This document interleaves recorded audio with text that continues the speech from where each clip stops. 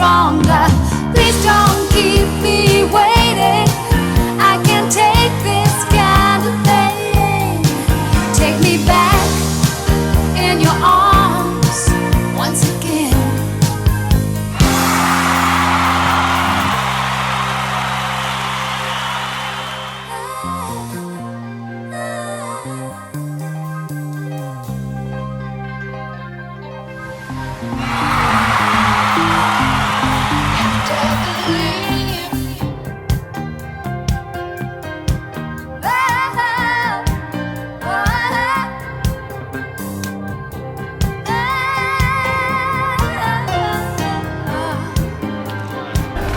Hi, Olivia. Olivia.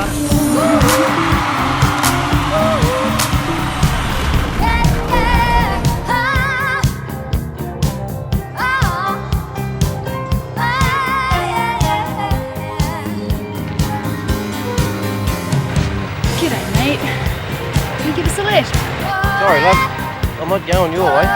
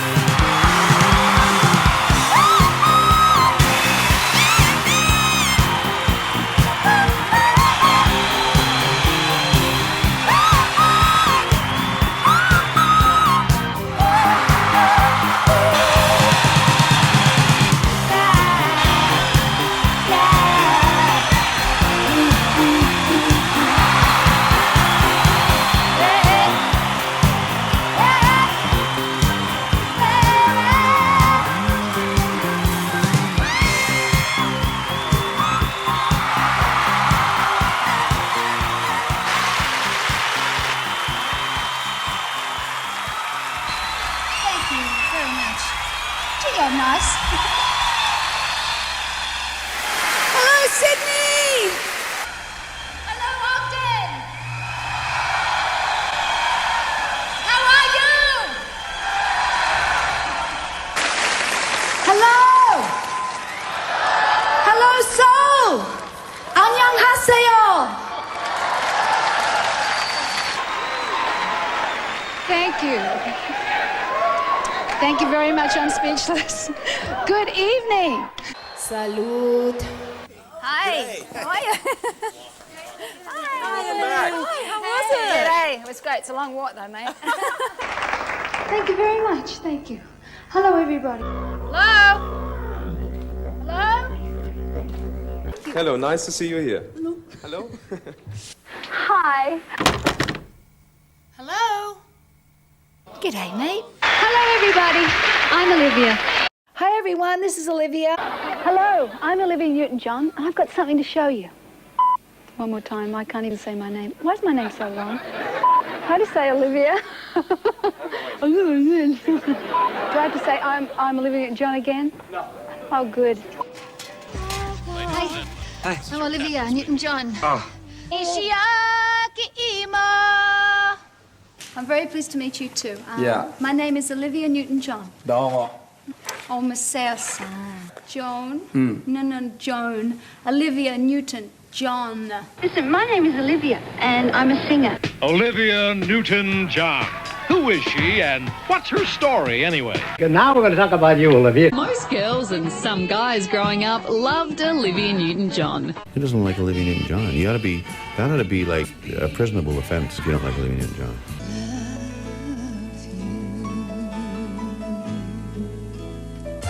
Olivia Newton-John, Australian for Babe. I've been asked to introduce the guest star, Miss Olivia Newton-John. You can show yourself, you rugged bone and a hank of hair. That's all you are. Put your weight put together, isn't it? What are you?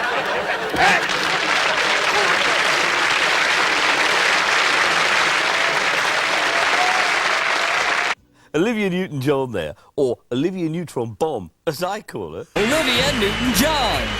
Olivia Newton Newton-John. It is my ear. Well, that's great news, Dick, but we're here to talk about Olivia, okay? La gran Olivia Newton-John. Now, our next artist is somebody a lot of people, particularly gentlemen, would like to hang around with. Oh, wait a minute, I forgot something. Olivia Newton-John, who's been singing on the concert tour with us, and she's really lovely. And I think she's lovely, and everybody else does. Here's a very lovely young lady, Olivia Newton-John. My dear friend and fellow countryman, or countrywoman, Miss Olivia Newton-John. Ladies and gentlemen, Olivia Newton-John. Here once again, Olivia Newton-John. That's Olivia Newton-John. Okay, don't look at her. Don't look at her. Olivia, hi. He just keeps getting better and better. Well, everyone wanted what John Travolta wanted. Olivia Newton-John. Would you welcome warmly, please, Olivia Newton-John.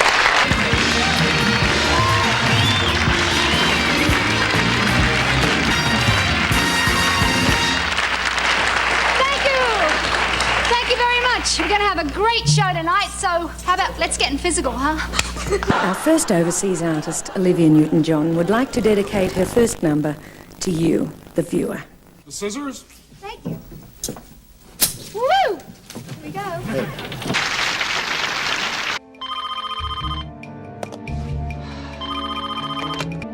Your go for Sue. Hello, Sue?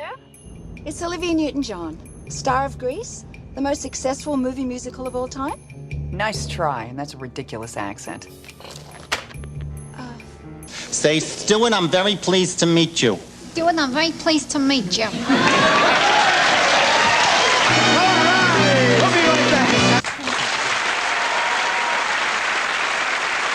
O-N-J. What I think is O-M-G-O-N-J. Olivia Newton-John. Olivia Newton-John is a delightful, pretty young lady. Pretty, perky, Olivia Newton-John. The pretty girl with the three pretty names, Olivia Newton-John. We firmly believe in giving value for money on this show. Not one act, not two, but three for the price of one. Tonight, it gives me great pleasure to introduce Olivia Newton-John. It's Olivia Newton-John, actually. Oh, you've shortened the act. Here. Olivia was a smart and happy child, but there was one thing that she wanted to change. I hated my name, Olivia Newton-John. Can you imagine? Triple barrel name with an unusual name for a first name. I wanted to be like Claire Smith or Margaret Brown or, you know, anything but what I was. Do you know, if you'd married me all those years ago, you'd now be Olivia Newton-John Newton. I mean, it would have been terrific. Did I pronounce your name Olivia Newton-John, right? That's right. Okay, let's get going. Roll tape. Got the roll number.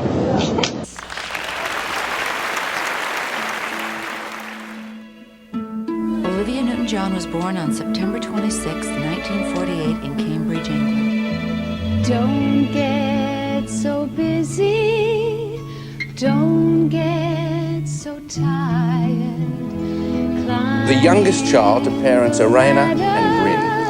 And counting each run. Try not to worry too much to have fun. Don't get so old you forget to grow young. Grow young, and maybe this way you'll be a child again someday.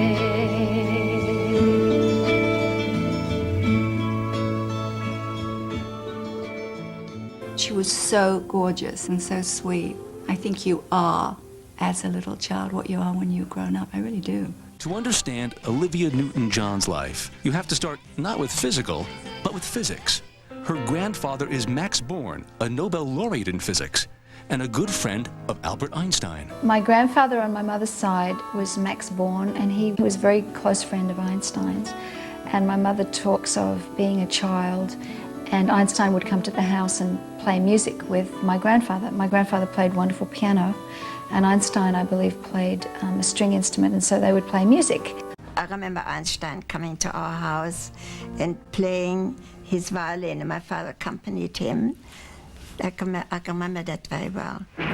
Olivia's older sister, Rona, And our dad was very musical, so we used to kind of sing with him around the piano. Father was Welsh, so I think that he had that hereditary, beautiful voice. He had a beautiful singing voice. I think that's where I got my voice from. And my mother also sang and played an instrument. From the beginning, it's clear Olivia has inherited the family love for music. I got the music gene, which I believe math and music are very closely aligned, so thank goodness I got some genetic good things from him. According to my mother, I always sang. At only about a year old, I noticed that she could sing a note correctly after me, which is quite unusual, I think. And she started to learn folk songs and songs she heard in the radio at a very early age and used to entertain us. Olivia started singing and had enormous talent from a very young age. I mean, she could harmonize without being taught anything. When Olivia is 5, her father accepts a position at a university located halfway around the globe in Melbourne, Australia. So we moved from England to Australia with the whole family, my brother, my sister, and myself, on a ship. Arrived in Melbourne, I guess I was 5 years old. Though Olivia and her siblings have no trouble adjusting, the move does strain her parents' marriage. When Olivia is 8, her mother leaves her father, taking Olivia with her. My dad went to live in Newcastle, my brother went to college, my sister went away, and it was just Mum and me. I think that was a hard period. To make ends meet, Irina Newton-John went to work at a time when most women stayed home to care for their children. I was a latchkey child. My mother had to get a job. She'd never worked before, and she had to start working, which was very brave of her. With her mother working full-time and her older siblings now gone from home, it's a lonely time for an 8-year-old. Olivia's greatest comfort comes in her friendship with animals. Recognizing this, Olivia's mother arranges for her daughter to take writing lessons. I think she used to love animals more than people. Olivia also finds relief from her isolation in music. By age 11, she's written her first song, inspired by the heartache of her parents' divorce. Why, oh why, did you go away from me? It seems like years to me. Why does it have to be? And I think I got a little distracted by all that. The emotional influence of that, I think, affected my concentration at school. Olivia was not an A student, but even at a young age, she clearly demonstrated star potential.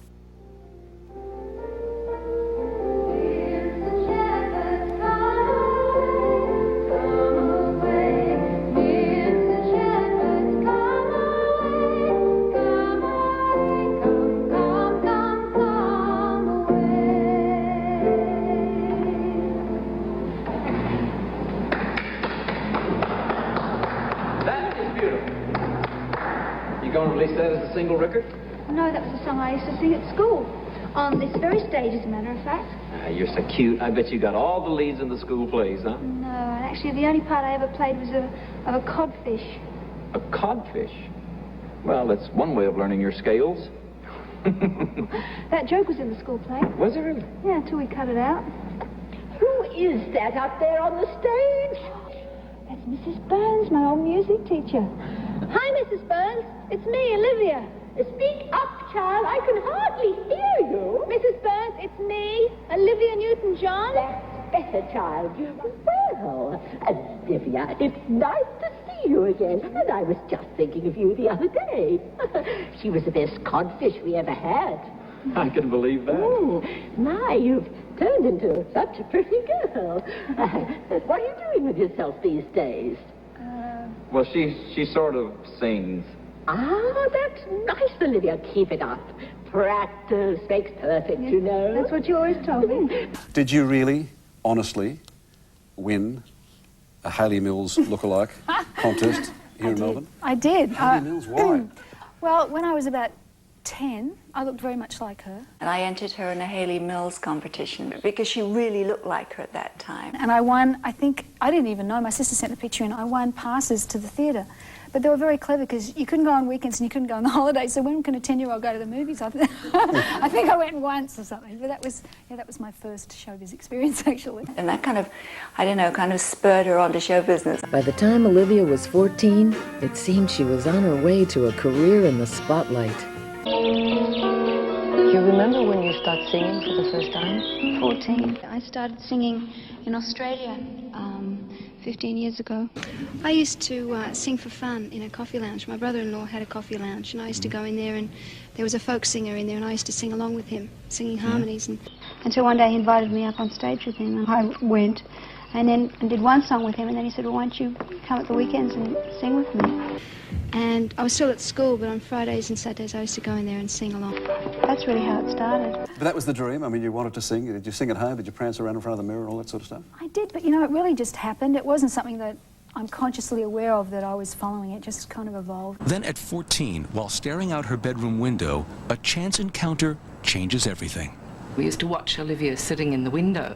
She'd just be sitting there all quiet, all by herself, and Denise said to me one day, look, she looks like a really nice girl, why don't we invite her to come out, you know? So we just sort of waved again, and then you went up. And then we didn't know that she could sing, so that was a bonus, wasn't it? Olivia teams up with her new friends, and they form a singing group called the Soul Four. I had 3 girlfriends, and we used to sing together in a quartet, very badly and out of tune, but we used to go to these traditional jazz clubs on Fridays and sing, and we got pennies thrown at us and pennies. How bad were they? Pretty bad.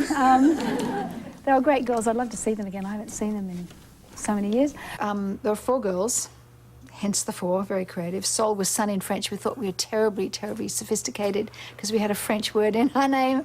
And we were a group of girls from Melbourne who sang. We had kind of the roll neck, black turtlenecks and hessian jackets and the hair and this, and we'd go down to the jazz clubs and sing. Olivia finds a joy in performing that helps her escape her loneliness. And soon, what starts as a fun hobby becomes something much more.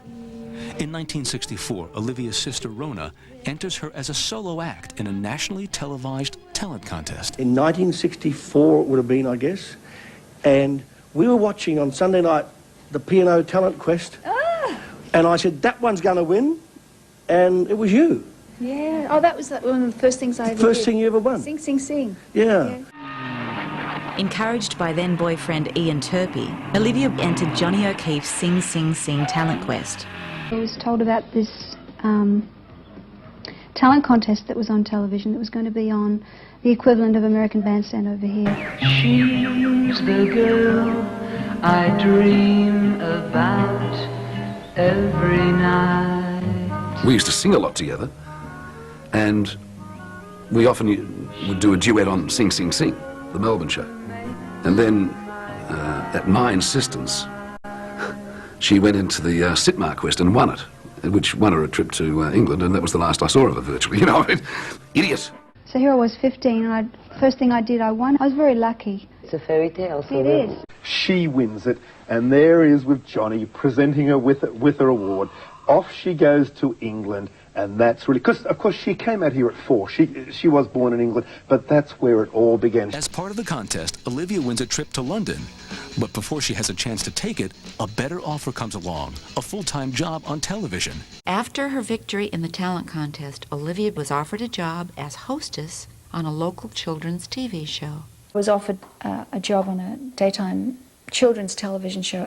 But she's only 15, and full-time means quitting school. So then that was the big decision. Did I go back and finish my last year at school, or did I take this job? And I opted to leave because one of my teachers wisely said to me, if you're going to be thinking about singing, you're never going to get through the last year, so, follow what you want to do. So, phew, I'll follow singing. She was more or less destined to get into the entertainment business. And so I couldn't see much purpose in her staying in school longer. And there was even things in the paper in those days saying school or stardom, which should she do? So you're in fact a classic dropout? Oh yes, I am. I'm a hippie.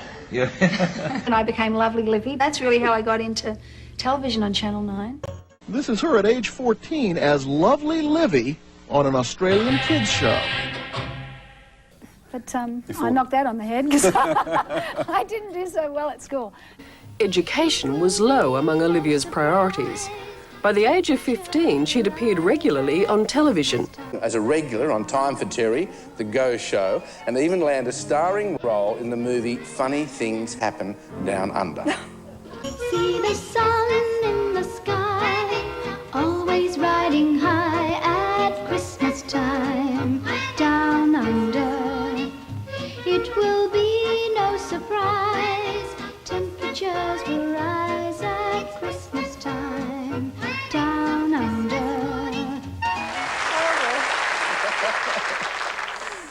You're an instant hit with Australian audiences, and industry heavyweights are already predicting a bright future for you. Working on local TV for a year, 15-year-old Olivia was becoming increasingly well known.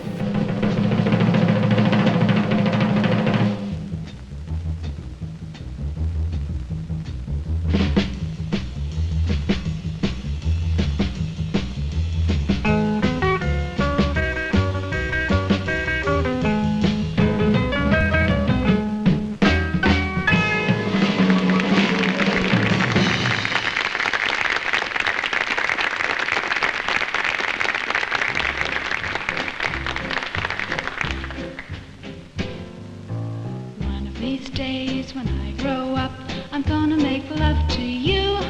I'm 16 now, you're that +3. With those 3 years make it you don't even see big. One of these days when I grow up, you'll see me alright, you'll see. There's nothing can be done, there's not a place to hide or run from me. Oh, nothing can be done, there's not a place to hide or run from me. My baby.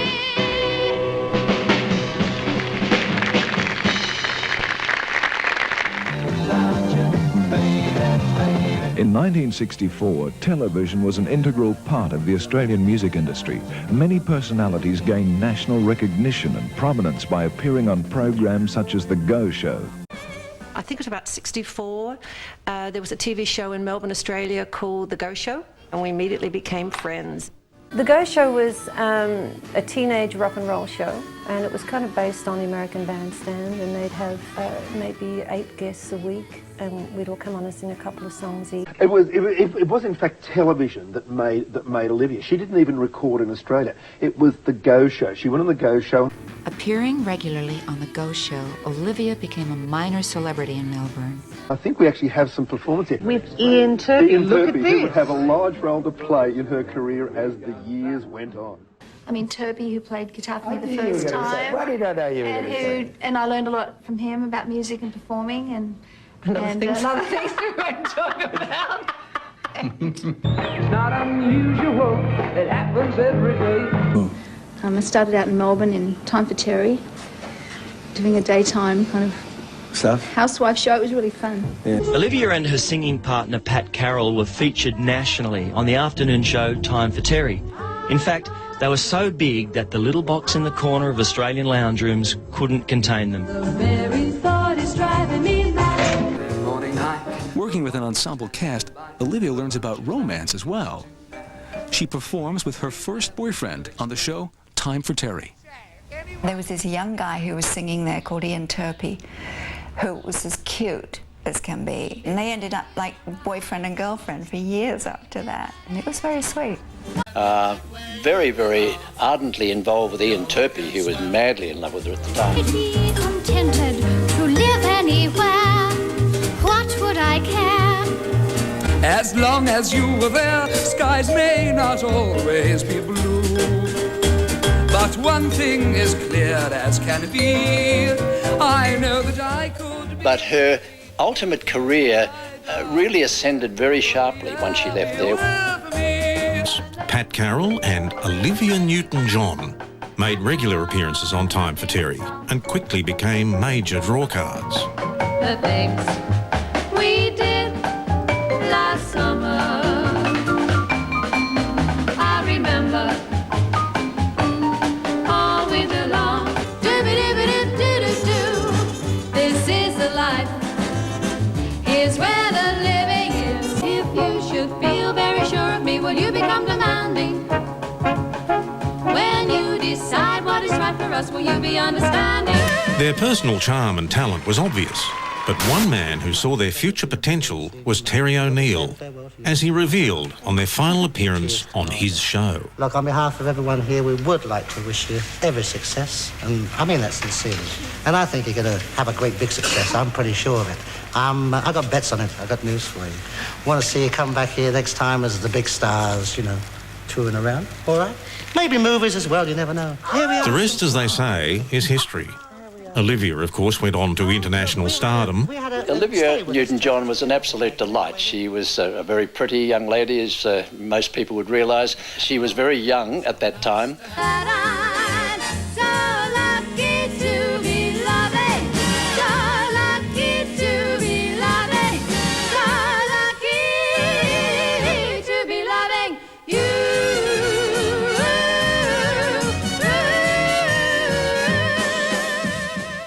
Olivia and Pat went overseas to chase their dream, and their on-air farewell was awash with tears.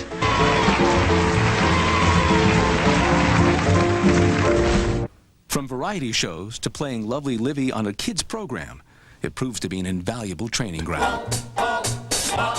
You had to do sketches, you had to do music hall, introduce people, do ads. So I had like a cram course in television very young. I started off in my hometown and got accustomed to that kind of being known pretty well as a young girl. I was a big fish in a very small pond in Australia, in my local hometown, but it was the best place to learn. And did you do ads? I did ads. No, is this an ad? No, is this an ad? No, I don't think so. I don't know what that one is. I thought possibly deodorant. The year passes and Olivia remains in Australia. She sees no reason to leave a boyfriend or TV. But the prize from the contest, the plane tickets to London, are about to expire. And her mother feels Olivia needs a change. She had to really learn and be a proper artist, in my opinion. And so I decided I didn't want them to spoil her so much, so I took her away. Yes, it could. Something's coming, something good. It's 1965, and all roads that are groovy lead to London. Olivia Newton-John has returned to her homeland.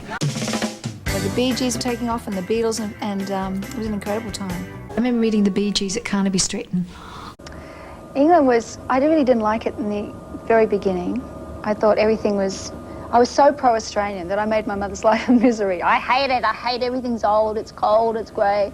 I appreciate it now, but when I first went there, I didn't like it at all. I was always struggling to get back to Australia. I was like, I'm Australian and I want to stay in Australia and I have a boyfriend, and I really didn't want to go, but she really insisted, and she was right. My mother kind of said, be good for you, let's go, you know. You need to broaden your horizons. But Olivia hated London. She was terribly homesick. She missed the Australian sunshine and her friends in Melbourne, one in particular.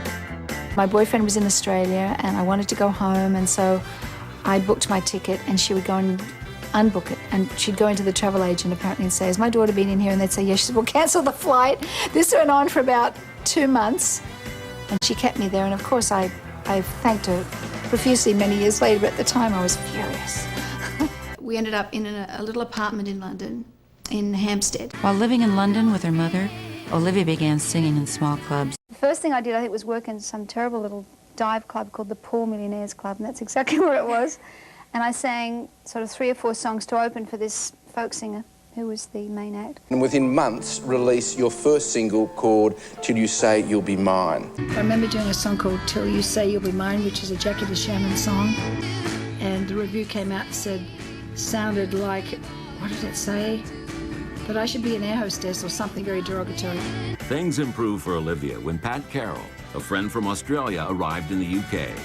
And then a friend of mine from Australia, she won a trip over. And then I won a radio award, and I was sent to England as well. So she picked me up at the airport. On the way from the airport, we went to see where they'd put her up, and it was so crummy that I said, come back and stay with Mum and I.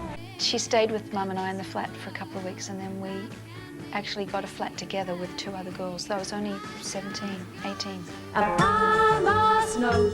Rather than forge separate careers, the girlfriends joined forces and create an imaginatively titled duo, Pat and Olivia. We threw together an act in like a week and went and did her dates as a double act rather than on our own, and that's how it all started. As a singing duo, the pair hit the London clubs and impressed the locals with their cute routines. And then I was kind of enjoying it, and I wasn't in such a rush because we were working in all the dreadful clubs up north and everything, but we had a good time. We stayed in these digs, and they were very cheap, and we did these clubs and 2 shows a night, and sleazy clubs around the country, but we had a great time. It was really fun. It was exciting. It was all new to us. You know. We did a lot. The clubs were the scene in those days, you know. So we're talking the late 60s, aren't we? What sort of material were you doing then? Can't Buy Me Love and all that stuff, and yesterday a lot of Beatles stuff. Very and brave. Shirley Bassey. We were 18, thought we were Shirley Bassey. You know, lots of makeup and. We were young girls. We were having a blast. We were in London, in Carnaby Street in Beatle days. Can you imagine? Yeah. It was fantastic. The swinging 60s. Yeah, it really was. I love that photo. Yeah, isn't it great? So what are you wearing here? Oh, little velvet moo-moos that I made. Pat was making our clothes. I did the hems belligerently because I hated sewing. And the hair? The hair, we had false hair. And the 2 of us wore false hair, false eyelashes, white lipstick. You know, all the whole fashion thing was great. Everything was false in those days. She was really focused, and I was like, oh, this is fun, and I was enjoying it, but I was more interested in getting back to my boyfriend in Australia, but that didn't actually work out because he was going to get married to someone else. It's Pat's determination and contacts that gets them out on the road to fame and fortune. So I went to my agent and said, all the jobs I've got lined up, do you mind if I bring another girl in? And they said, not at all, because they'd seen her and knew she was pretty. And so we worked out all these harmonies and started doing all these shows together. And I split my wages with her for the first maybe 4 months. She's always said that I should be splitting my fees with her now because she split hers with me then. She's never split hers with me, isn't that fun? It was about £18 a week, by the way. It wasn't a lot of money. New to the London music scene, the duo's first gigs didn't always go according to plan. We worked at a place called Raymond's Review Bar, and it was kind of in a basement, and it was called Raymond's Review Bar. I don't know for those in the audience who are old enough to remember this place. We all know Raymond's Review Bar. But we didn't know what it was. Just before we went on, we noticed there was a girl in a swim tank behind us, in a fish tank. We looked around the corner, and all of a sudden we saw this woman taking her clothes off in a fish tank. And when we went out to do the show, there were a couple of guys in the audience in raincoats. So we had our cute little dresses on. We were like 19, and we had little pink dresses with our frills on. We went out and do our songs, you know. Do you remember what you were singing that night, the kind of music? Oh, we would do things like, you know, the leaves are brown, came tumbling down, remember, you know, September in the rain, September in the rain. The leaves are brown, came tumbling down, remember, in September.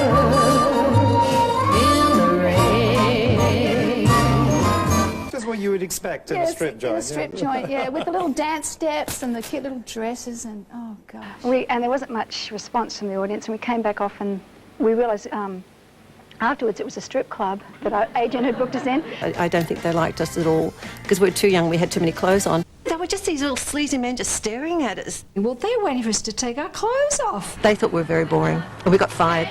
That was the sleaziest place we ever played that I remember. The sun went down just like a dying world. That September in the rain. In the 60s, there is no better place for 2 teenage girls to be. It was Carnaby Street, but it was Twiggy. And, you know, sex, drugs and rock and roll. Yeah, well, that wasn't us. No. We were good girls. We had a really fun time. Yeah, a couple of dolly birds on the loose. That's exactly right.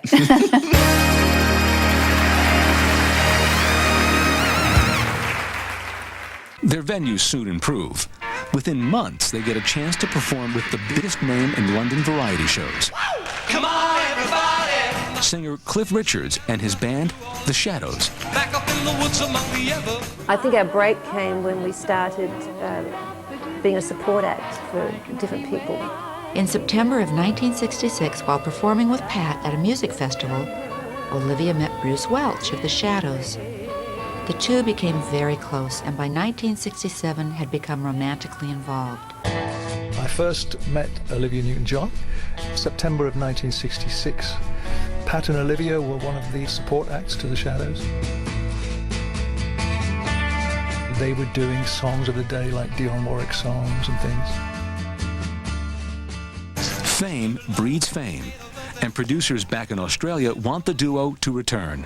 Olivia's old network offers them a TV special of their own. I got a feeling there's a miracle due, gonna come true, coming to me. By Australian standards, Olivia has arrived big time. We were invited back to Australia and given our own show. In those days, in order to become successful, you almost had to leave and come back. And you didn't have to do much, but you just had to leave and come back. So we came back with, the press at the airport and our girls from London. Something's coming, something good, if I can wait. Something's coming, I don't know what it is, but it is gonna be great.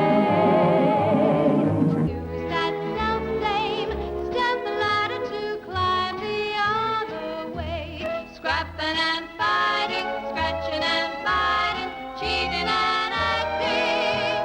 Selfish makes your heart like a part of the hardest shellfish. We're all going on a summer holiday, no more working for a week or two.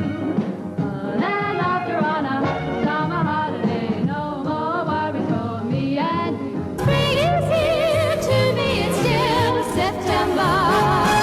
That September in the rain. That September in the rain.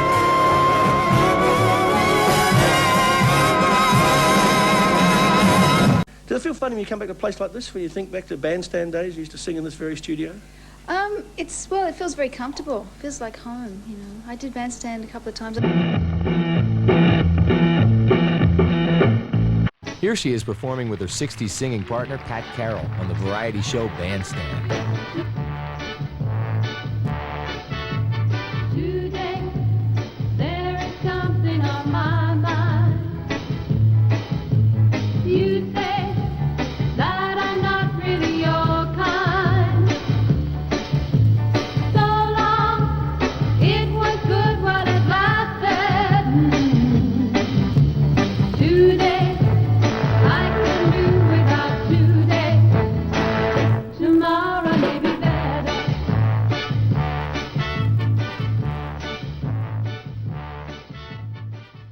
Olivia Newton-John on the show. It all started quite a while back when she won the Sitmar Quest from Johnny O'Keefe's Sing Sing Sing.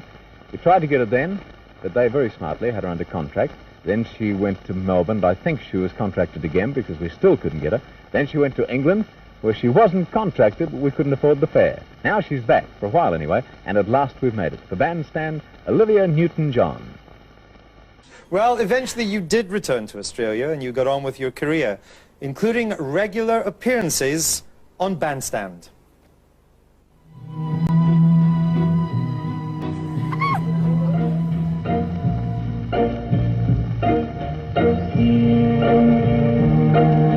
Making each day of the year, changing my life with a wave of his hand. Nobody can deny that there's something there. I want him everywhere, and if he's beside me, I know I need never care. But to love him is to need him everywhere, knowing that love is to share. Each one believing that love never dies, watching his eyes and hoping I'm always there to be there and everywhere, here, there, and everywhere.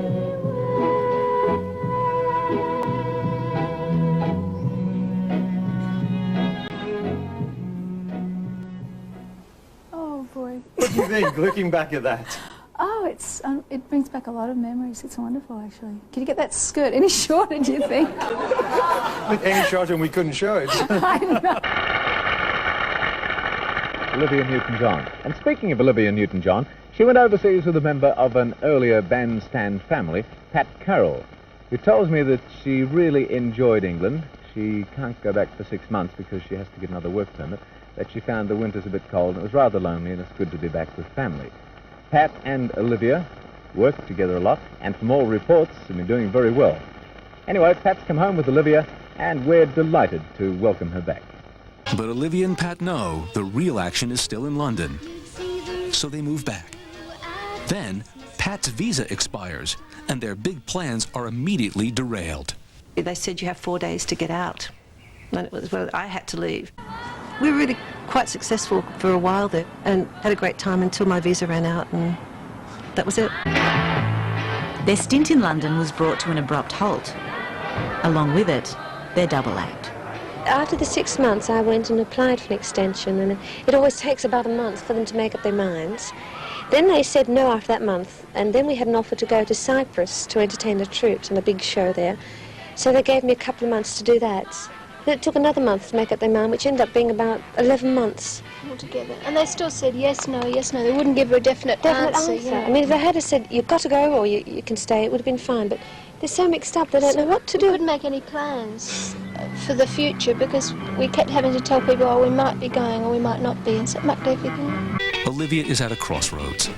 Does she return to Australia with Pat and continue what looks to be a successful double act? Or does she try to make it on her own in London? The more I see you, the more I want you. Tipping the scales on the side of London is Bruce Welch. He's a member of Cliff Richard's band, and Olivia has fallen in love with him. In the late 60s, Bruce Welch of the Shadows was becoming a major influence in Olivia's musical career and in her personal life. Olivia, you're 20 and still living in London when you announce your engagement to the guitarist for the Shadows, Bruce Welch. The following year, you were approached to join a pop group specifically created to rival the Monkees. The band is called Toomorrow, and with great expectations.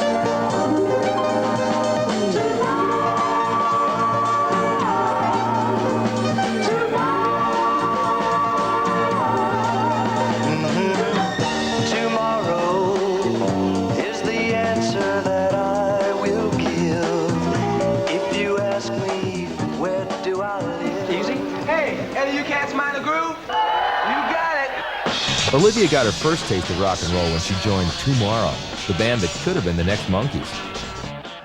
In the palm of our hands, we don't bury our heads in the sand, and we don't make any plans, taking our own sweet time.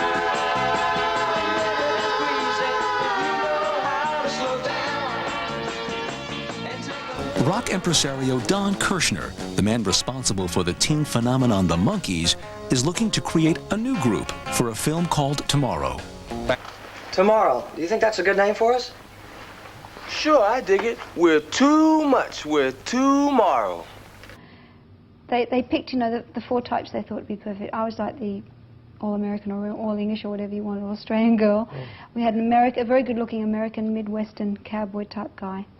A black Philadelphian drummer who was really cool and really cute, and an English Tommy Steele Cockney character. These are the 4 of us, and we were put together, never met each other before, and told to rehearse, you know. Bandmates Olivia, Benny, Carl, and Vic even took their groovy bag to the big screen, making film history with the first alien abduction rock musical.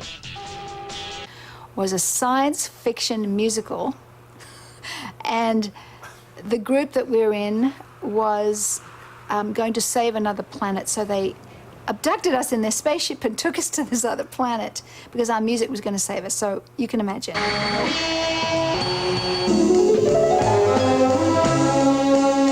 Man, what a trip. Hey, is everybody all right? Libby? I'm all right, but I'm scared. Don't worry, honey, we're with you. We are here to offer you galactic greetings. But why? I mean, what are we doing up here in space? I'm impressed by your acceptance of the fact that you are up here in space. We have to accept it, man. Like, where else are we? The logic of youth. It is probably our only contact with your planet. Our civilization is old, but is directed by minds that are young. Your civilization is young, but is controlled by minds that are old. Which is why we have never revealed our existence to your species. So why make us the exception? Because you generate certain vibrations in your music, and we need to study them. Well, do your things for us, Ghostess. Permutate those vibrations. The whole Toomorrow situation was an utter disaster. I never even saw the film. And the script was terrible and everything was terrible, and they put a lot of money behind it, and it opened and closed in about a week. When you look at it now, it's kind of camp. It's really funny. Look, sir, mister, our music won't be any good to you out there. We won't be able to cure anything. You just can't switch on feeling, heart, or emotion. It comes through the people you play to. You turn on together. It was a great experience, and it flopped. It was very disappointing, but nevertheless, I gained a lot. Tomorrow's space-age go-go music had a message. The truth is out there, and it looks good in short shorts. I mean, who is this vixen right here? There's an old clipping here from a 1969 newspaper that you haven't seen, from Sydney, and it says a fabulous amount, Australian girl to star in $5 million film, the article says. And it says, let me read it. A pretty 20-year-old Australian singer, this is from New York, has been chosen to star in a $5 million film produced by the man who discovered the monkeys. The girl is Olivia Newton-John of Melbourne. And then you cut, and I'm so excited I could burst, Miss Newton-John. And then at the end, asked whether she would want to return to Australia. Miss Newton-John answered, not right now, this is too groovy. I can't believe I'm a star. Back on Mother Earth, Olivia used her wild success in Toomorrow as a launch pad to European TV. Hey, boy, don't let him fool you. I'll tell you something about him. I'm gonna cool you. Don't worry. Don't worry.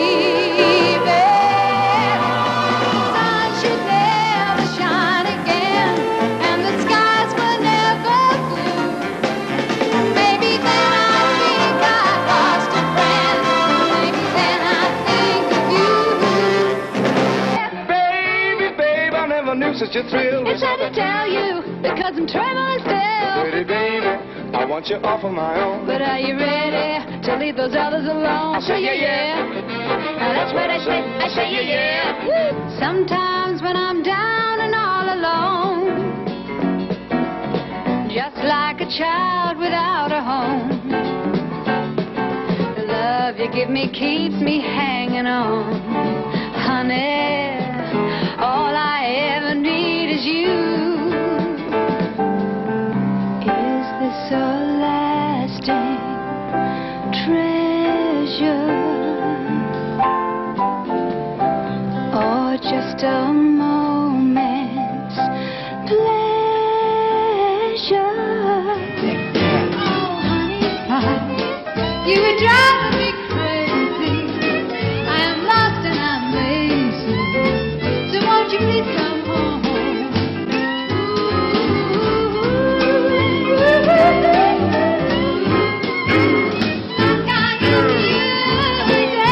Won't you please come home? Honey pie. Sing a song. Make it simple to last your whole life long. Don't worry that it's not good enough for anyone else to hear. Sing a song. La la da da da da da la da da da dee da la la la la.